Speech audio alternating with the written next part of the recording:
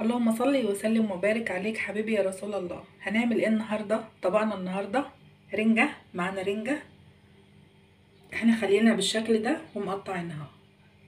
معانا بصل طرنشات، معانا توم، معانا كمون، معانا ليمون.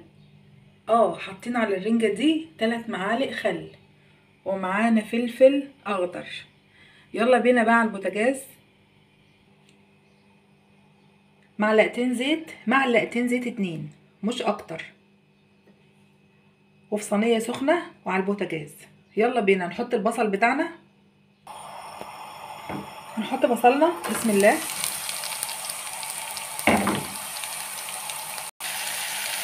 طبعا دول بصلتين متوسطين، يعني مش كبار ومش صغيرين. والرنجه بتاعتنا دول 3 رنجات، يا دوب كنا سخناهم بس على النار، وبعد كده فصصناهم عشان نعملهم بطريقه حلوه، وطلعنا منهم طبعا العظم اللي فيهم.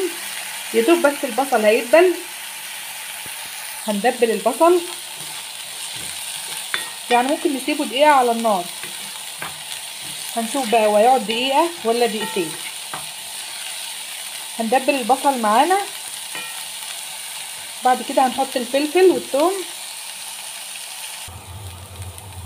بصراحة البصلة هتقعد 5 دقايق ولا دقيقة ولا 2 ولا 3، مفيهاش زيت خالص اهي، عشان خاطر احنا مش عاوزين زيت اصلا، احنا عايزين بس نصفر البصلة شوية تبقى طرية، عشان احنا مش هنطبخ الرنجة. طبعا عصرنا الليمون على الرنجة اللي عليها الخل، وهنرجع للبصلة تاني. كل شوية هنقلبها.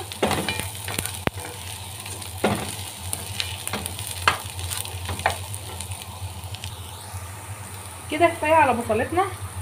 هنحط الفلفل وهنحط الثوم والكمون. انا حطيت الثوم مع الفلفل بس، بصوا الريحه خطيره، يعني ما حطيتش الكمون لسه. ان شاء الله هنحط الكمون. احنا الوصفه دي معناش مفيش فيها ملح. ليه بقى؟ الرنجه بتبقى حادقه شويه. بعد ما تخلص ان شاء الله لو حسينا ان هي عايزه ملح هنحط لها. ريحه الثوم والفلفل مع البصل جميله جدا. كده فل قوي، يعني كده الفلفل خد له اكتر من دقيقه. خلاص كفايه كده على البصل علشان ما تتحرقش مننا. وهنحط الرنجه اللي عليها الليمون والخل، ونحط عليها كمون. كده حطينا الرنجه وكمون، وهدينا بقى النار لان النار كانت عاليه من الاول. وهنقلبهم بقى في بعض. هو ده الوقت بقى اللي ممكن احنا ما نغيبش فيه.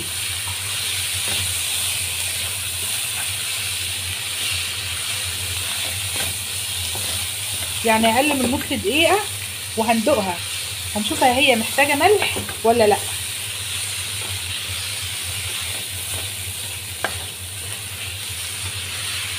بس ريحتها جميله، ريحتها جميله.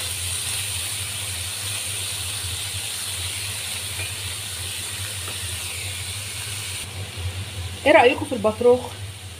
كده هي اصلا مش هتغيب على النار، يعني كله مش هيقعد 12 دقيقه من اول ما حطينا البصل لحد النهايه. ايه رايكم في البطروخ؟ شفتوا البطروخ بتاعنا؟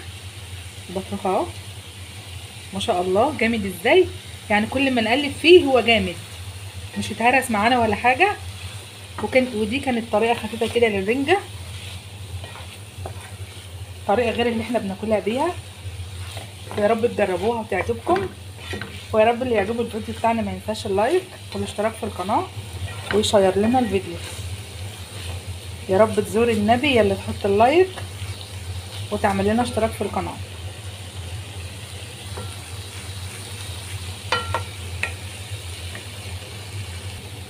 بكده الرنجه بتاعتنا تكون خلصت خلاص، مش محتاجه ملح. انا دقتها مش محتاجه ملح، مش محتاجه اي حاجه، ما بتحطلهاش فلفل اسمر. وبالهنا جربوها، وبالهنا والصحه.